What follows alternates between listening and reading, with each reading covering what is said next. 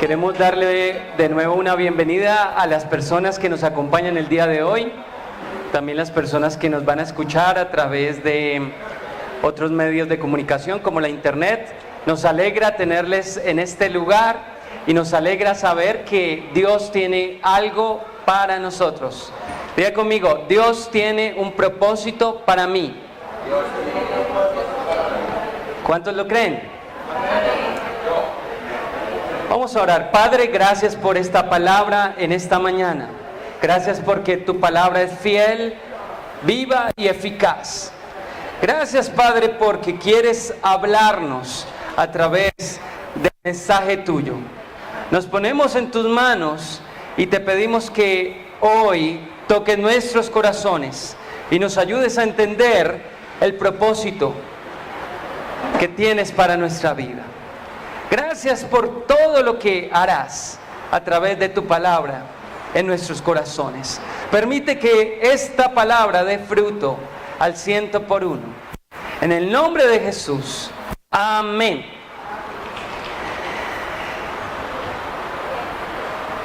Esta semana tuve la oportunidad de compartirle a alguien de la palabra de Dios y le decía, bueno, mira que seguir al Señor es lo mejor que hay.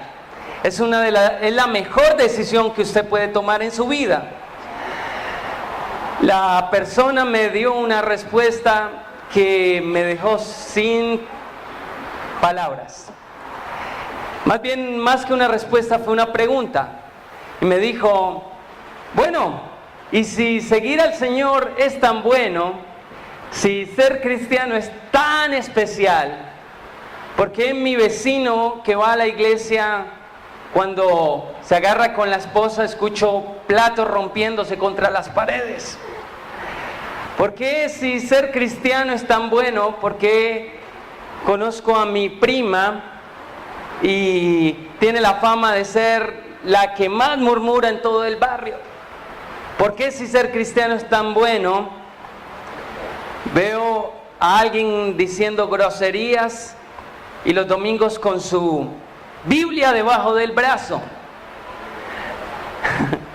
Fue una pregunta difícil. ¿Por qué hay cristianos que en ocasiones se comportan peor que los que no lo son? ¿Cómo es posible que hay personas que lleven años en la iglesia y se siguen comportando peor que los que no asisten? Y otra pregunta, ¿cómo es posible que hay personas que asisten un año en la iglesia y se les ve un cambio rotundo en su vida? Hay una transformación real, se ve el amor de Dios en ellos. Pues el apóstol Pablo habló de esta respuesta y habla de que alguien que sigue a Jesús debe dar fruto, porque si no da fruto, queda estancado. Y el apóstol Pablo nos habla de 3 clases de personas. Y vamos a hablar de esas 3 clases de personas primero. De la primera de ellas nos habla en menos de 5 versículos de los 3 tipos de personas. Y la primera de ellas la encontramos en 1 de Corintios capítulo 14. 1 de Corintios capítulo 2, versículo 14. Cuando lo tenga puede decir amén.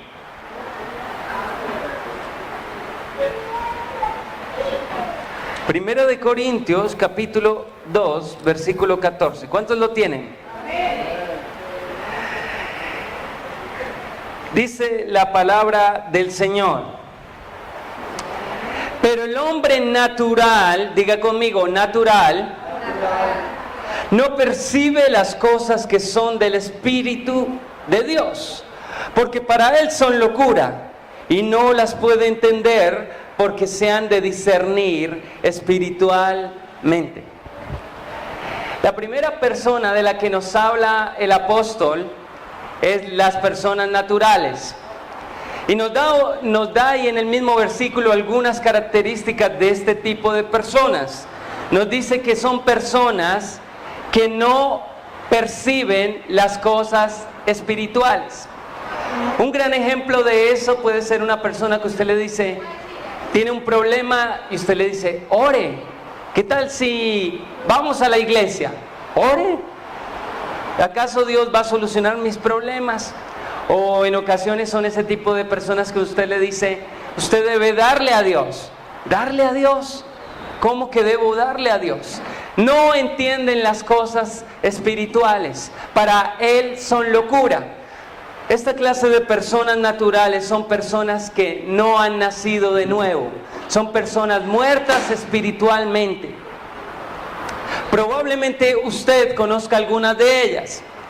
Pues bien, el apóstol Pablo sigue hablando en el mismo pasaje, unos versículos más adelante, y nos habla de otro tipo de personas. Capítulo 3, versículo 1. De manera que yo, hermanos, no pude hablaros como a espirituales, sino como a ¿qué? Carnales, diga conmigo, carnales. Como a niños ¿en qué? En Cristo. Otra clase de personas son personas que han decidido seguir a Dios, pero a la hora de hacer cosas espirituales se comportan como niños. Estas personas no maduran, están estancadas, están pensando que todo gira en torno a ellos, aunque asisten a la iglesia, se les dificulta orar, se les dificulta leer la Biblia, son intermitentes en las cosas espirituales, actúan como niños, dice el apóstol. Y un tercer tipo de personas, la encontramos unos versículos antes, versículo 15 del capítulo 2. Capítulo 2, versículo 15. Dice, en cambio el espiritual, ¿el qué?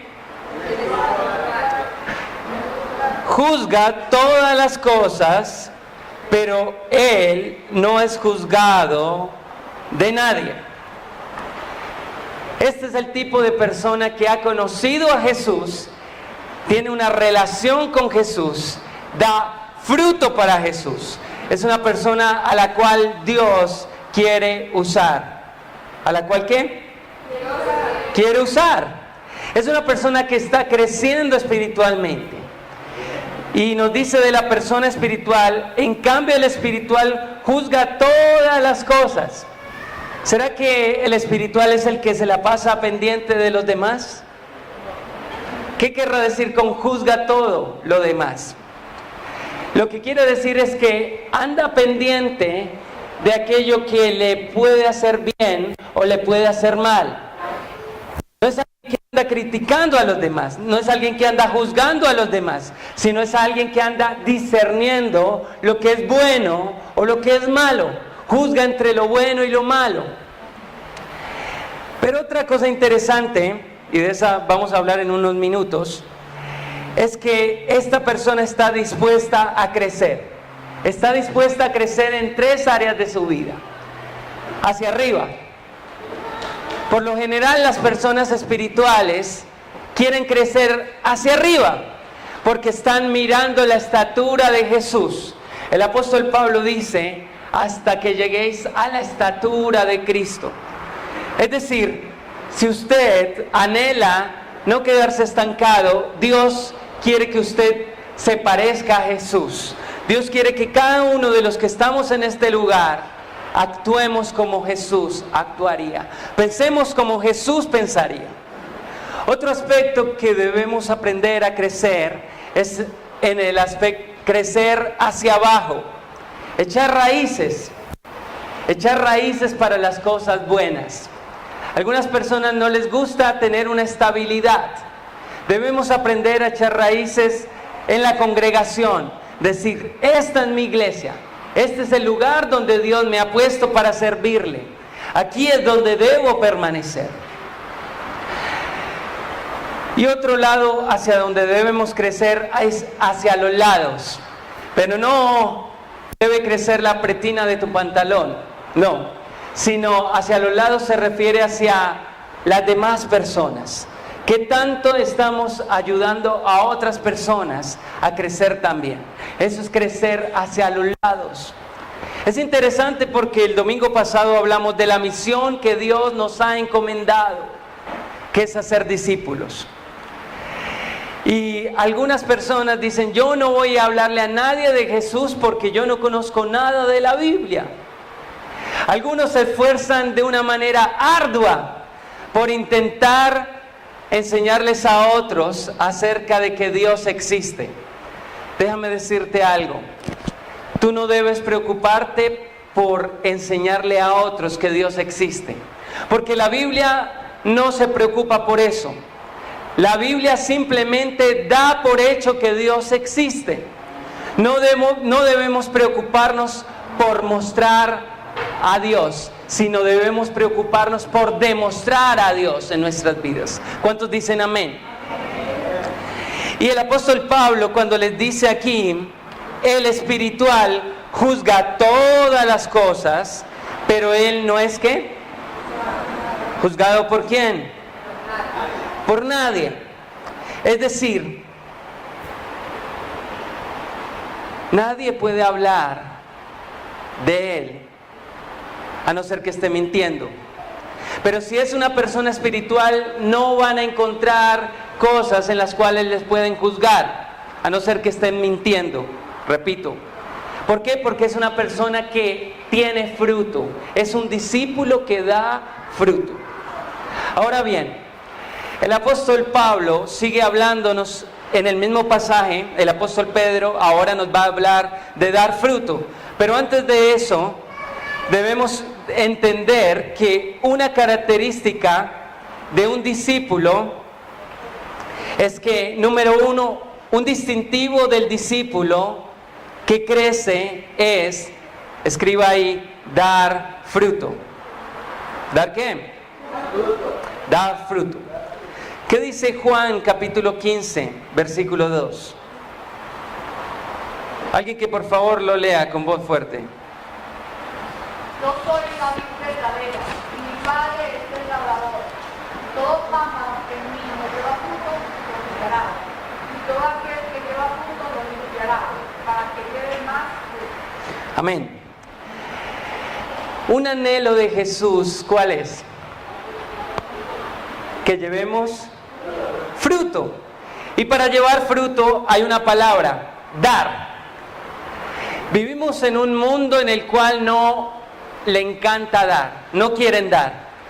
El capitalismo ha sido bueno, pero el único error del capitalismo es que se ha enfocado en el egocentrismo, en el yo, en el adquirir, comprar para mí. Y ha olvidado el dar a los demás. Y en cuanto a esto, el Señor Jesucristo nos dice, deben dar. ¿Dar qué? Fruto. En la actualidad las personas dicen, si a mí no me da mi esposo, que ni crea que le voy a dar algo. Si a mi esposo no provee para la casa, que ni crea que voy a hacer algo de aseo en la casa. ¿Cuál es la actitud de este siglo? El egoísmo. Y el Señor Jesús nos está animando a dar más allá. Vamos a leer por un instante en 2 de Pedro, capítulo 1, versículo 3 al 10. El Señor quiere que como discípulos demos ¿qué? Fruto. Dice lo siguiente: vosotros también, poniendo toda diligencia por esto mismo, añadid a vuestra fe virtud, a la virtud conocimiento, al conocimiento dominio propio, al dominio propio paciencia, a la paciencia piedad, a la piedad afecto fraternal y al afecto fraternal amor. Porque si estas cosas están en vosotros y abundan, no os dejarán estar ociosos ni sin fruto en cuanto al conocimiento de nuestro Señor Jesucristo. Pero el que no tiene estas cosas tiene la vista muy corta, es ciego, habiendo olvidado la purificación de sus antiguos pecados. Por lo cual, hermanos, tanto tanto más procurad hacer firme vuestra vocación y elección, porque haciendo estas cosas no caeréis. ¿Qué? Jamás. El apóstol Pedro está hablando de dar fruto. Y dice que el que no da fruto y no tiene en cuenta la lista de cosas que vamos a analizar, ¿es un qué? Un ciego. Es alguien que ha perdido la vista. La palabra de Dios es clara. Y lo primero que nos da como sugerencia en cuanto a dar fruto en la lista es, dice, añadid a vuestra fe. El primer fruto que debemos tener como discípulos se llama fe. La Biblia nos dice, pero sin fe es imposible agradar ¿a quién? A Dios. Algo interesante es que la mayoría de personas tiene fe. Entonces la mayoría podríamos decir, bueno, la mayoría tienen una característica de un discípulo de Jesús. Pues no. Dígame si no es verdad que cuando alguien pone la mata de sábila detrás de la puerta para ahuyentar los malos espíritus, está teniendo fe. Pero está teniendo una fe en algo equivocado. Está teniendo la fe en un objeto. Pero no realmente en quien debe tenerla. ¿En quién? En el Señor Jesucristo. El Señor Jesús dijo, si tú tienes fe como un grano de mostaza, dirías a esta montaña, muévete. Algunos tienen una fe grande como una montaña, pero no son capaces ni siquiera de mover un granito de mostaza. ¿Por qué? Porque no han puesto su fe en el fundamento seguro. No han puesto su fe en el fundamento que no te defraudará, el Señor Jesucristo. Pablo le dice a Timoteo, no te olvides del Señor Jesús. La fe sola no es suficiente. Si tú tienes fe en el matrimonio, si tú tienes fe en el Señor Jesucristo, tu matrimonio va a sostenerse. Si tú tienes fe en medio de las tribulaciones, tu vida va a sostenerse. Si tú tienes fe en el Señor Jesucristo, en medio de la enfermedad, Dios te va a sustentar. ¿Cuántos dicen amén? Entonces no se trata de tener cualquier fe. Una característica de un discípulo de Dios es que tiene fe en el Señor Jesucristo. ¿Cuántos les gustaría tener fe? Una segunda característica que nos dice el apóstol Pedro, dice, añadid a vuestra fe, ¿qué? Virtud. El discípulo es virtuoso. Y el diccionario dice acerca de la virtud, es una cualidad buena, firme y estable de una persona que perfeccionan su inteligencia y su voluntad y la disponen a conocer mejor la verdad y realizar cada vez más libertad y gozo. Son acciones excelentes, diga conmigo, excelentes, para alcanzar su plenitud como persona. El versículo 3, ahí en 2 de Pedro, nos dice que en Cristo alcanzamos la excelencia. Y una persona virtuosa es aquella que da con excelencia. ¿Qué es una persona virtuosa? Aquella que da con excelencia. Si usted quiere ser un discípulo de Jesús, debe esforzarse por hacer bien las cosas. ¿Te das cuenta cómo en ocasiones hacemos las cosas a como caigan? Recuerdo en una ocasión que estaba ayudando a alguien en la cocina y ese alguien me dijo, ese cuchillo que está allá no lo toques. Yo, ¿por qué? Porque ese es el cuchillo que mejor corta los filetes de carne. Para mí es un cuchillo excelente, me dijo el cocinero. Era el cuchillo que mejor hacía su trabajo. Pero ¿qué pasa cuando algo no hace bien su trabajo? No se usa, es desechado. Cuando la vaca no da leche, se lleva al matadero. Entonces debemos entender que Dios anhela que como discípulos suyos hagamos las cosas de una manera apropiada. Pero no debemos perder de vista que no solamente es alguien que hace algo de una manera excelente, sino es alguien que da con excelencia. ¿Alguien que qué? Que da con excelencia. Eso es virtuoso. Me acuerdo en una ocasión, un hombre ciego que le encantaba trasquilar las ovejas. Y él estaba trasquilando las ovejas y no se dio cuenta que entró un cerdo al corral. Y cogía la oveja y la trasquilaba. Cuando cogió el cerdo empezó a chillar. Y cuando terminó, dijo, el que más chilló fue el que menos dio. Y eso es exactamente lo que sucede. Los que más chillan son los que menos dan, y los que más dan son los que menos chillan. Eso sucede en el cuerpo de Cristo también. Debemos aprender que como discípulos debemos ser personas que damos, pero damos las cosas bien.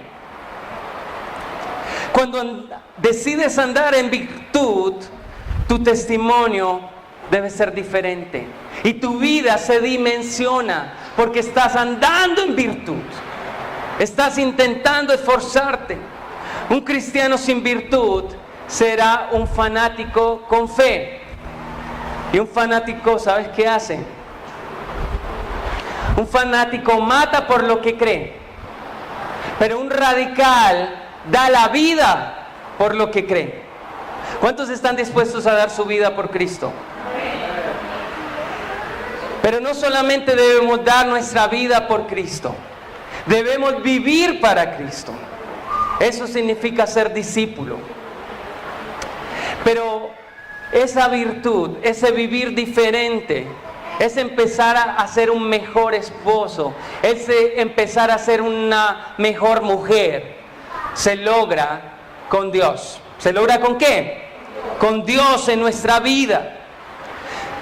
Si tratas de vivir para Cristo, lo que tú des va a ser con excelencia. Tu testimonio va a ser diferente.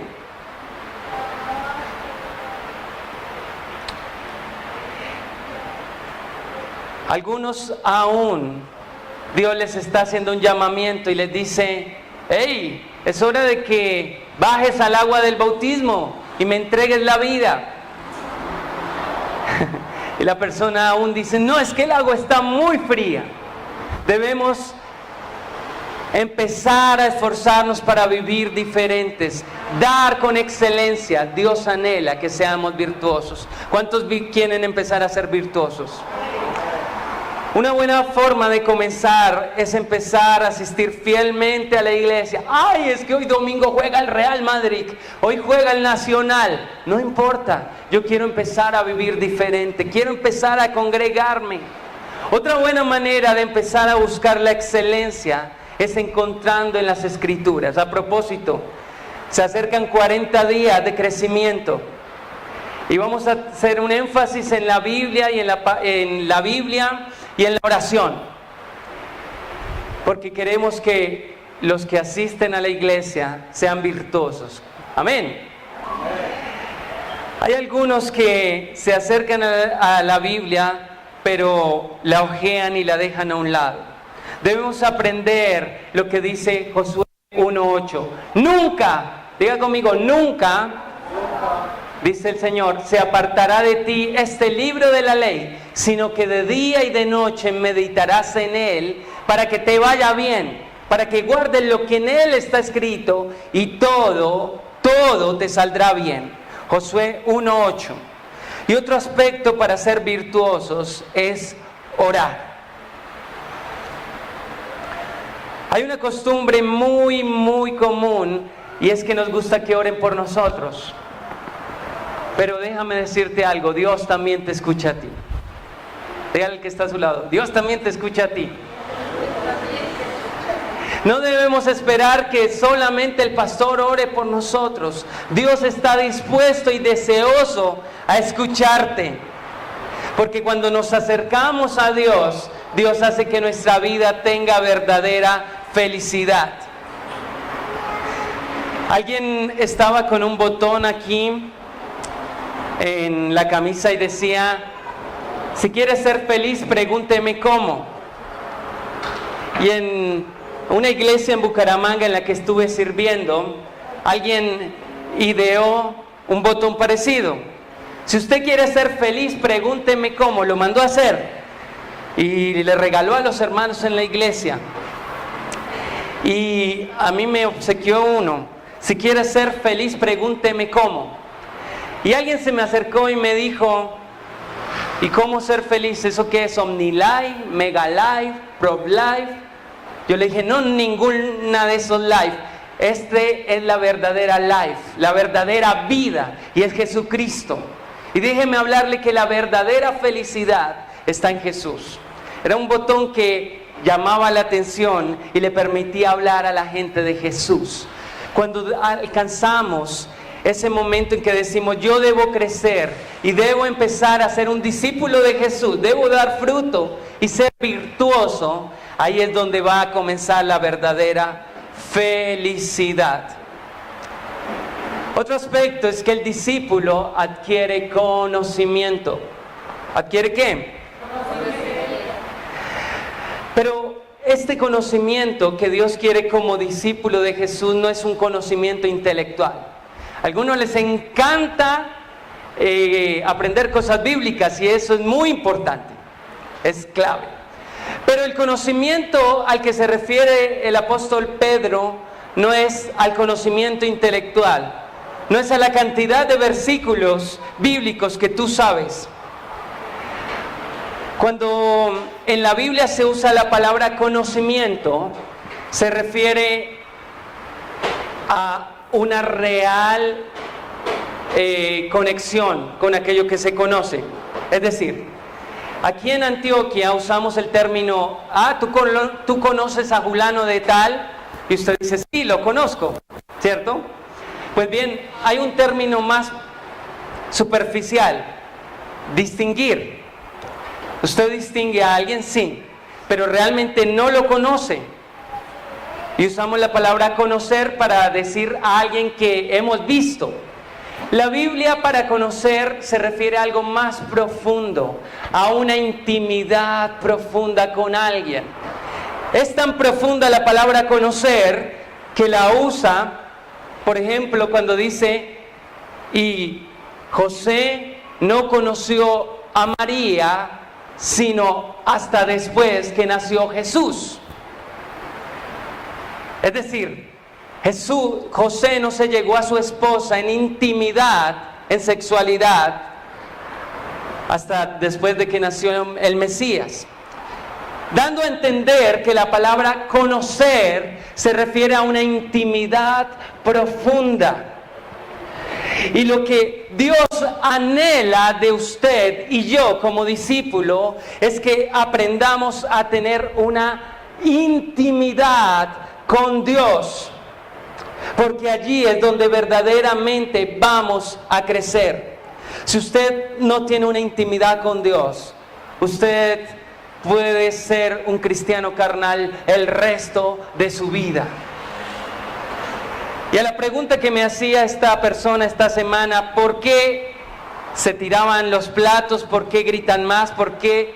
Precisamente porque muchos no han querido tener una intimidad, no han querido conocer al Rey de Reyes. El Señor tiene una promesa en Jeremías 33:3, el número del celular de Dios, dicen algunos.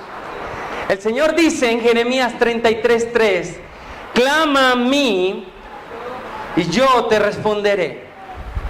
Oiga esto: y te enseñaré cosas grandes y ocultas que tú no conoces. En resumidas cuentas, si quieres conocer cosas hermosas, cosas ocultas, que tal vez a nadie más le han sido reveladas, debes tener intimidad con Dios. Debemos aprender a ser una iglesia que tenemos intimidad con Dios. Métete con Dios y Él te enseñará lo profundo y lo secreto. La intimidad de Dios debe lograrse con constancia, con esfuerzo. Nos esforzamos por algunas cosas. Nos esforzamos por trabajar. Nos esforzamos por estudiar. Debemos esforzarnos por tener también intimidad con Dios.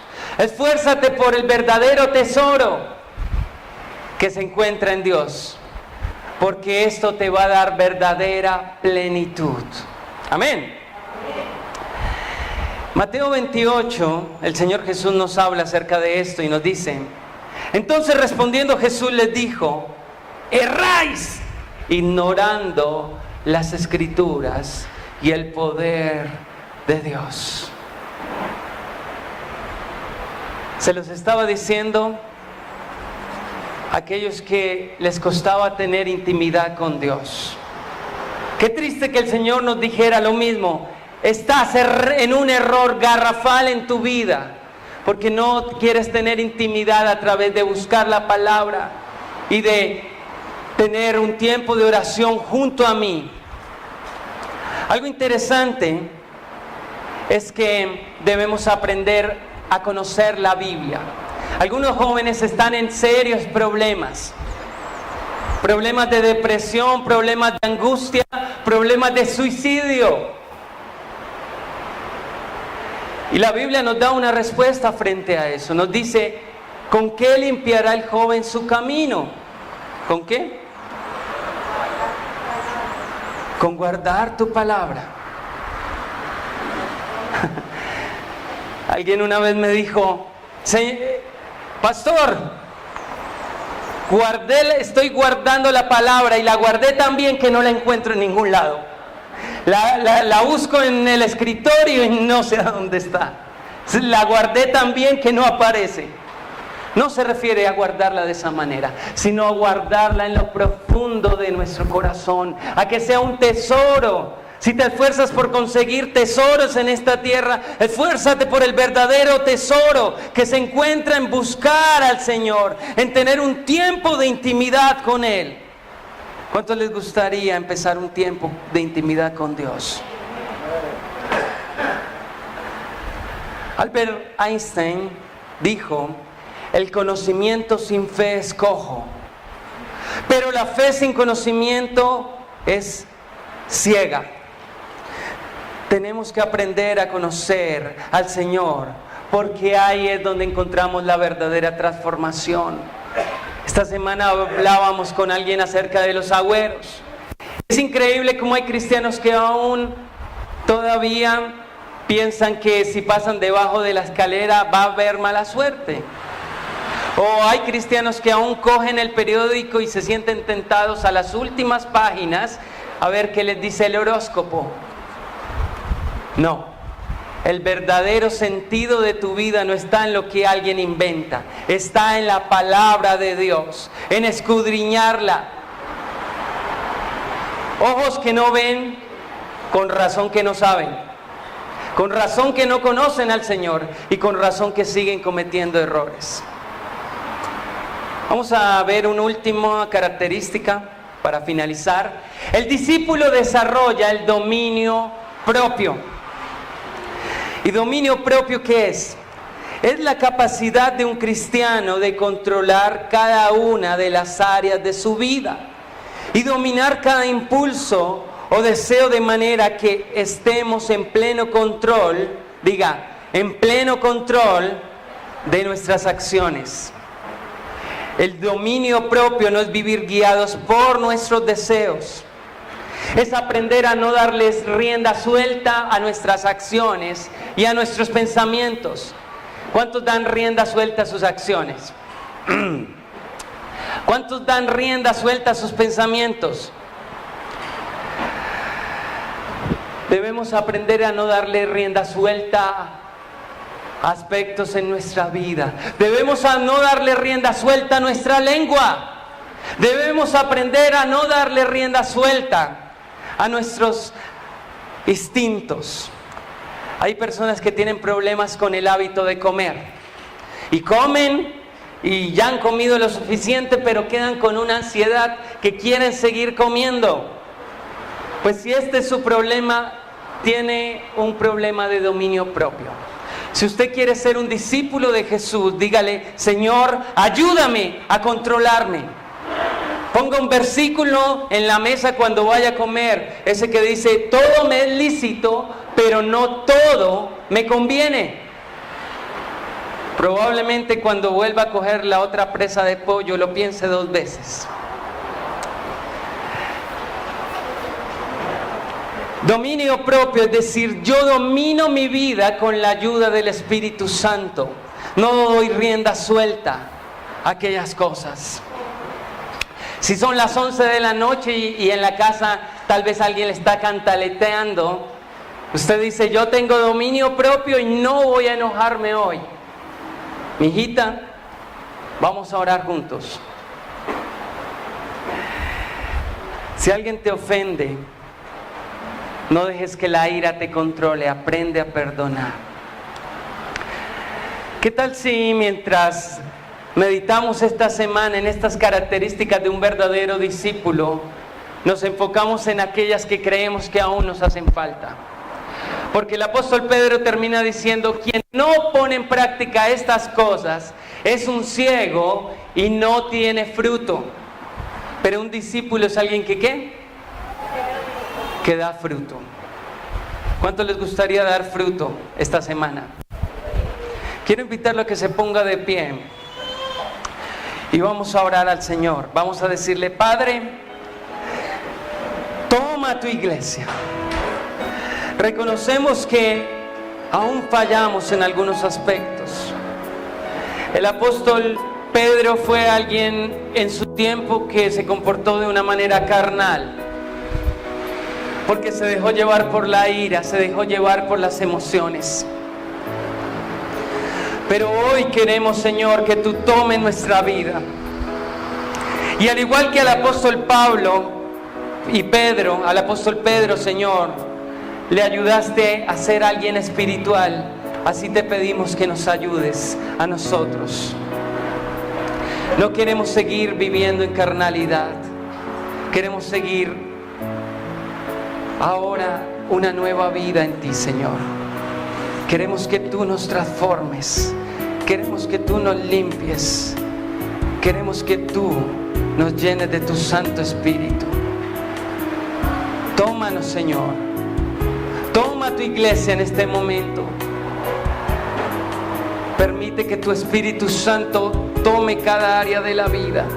Señor, si nos hace falta dominio propio, toma, Señor, aquellos que aún no pueden controlarse, que se desbordan tras de un videojuego, que se desbordan tras comer desaforadamente, que no pueden controlar la ira, que no pueden controlar la lengua, que no pueden controlar algunos aspectos de su vida, Señor. Te pedimos que tú toques, Señor, a tu iglesia. Padre, por aquellos que aún no te quieren conocer, han llevado años y años en la vida cristiana, pero no han querido tener intimidad contigo, no han querido buscarte de una manera apropiada, Señor. Te pedimos que sea un momento de coger la Biblia, sea un momento de orar, de buscarte, Señor. Necesitamos de ti, Padre eterno. Necesitamos de tu presencia.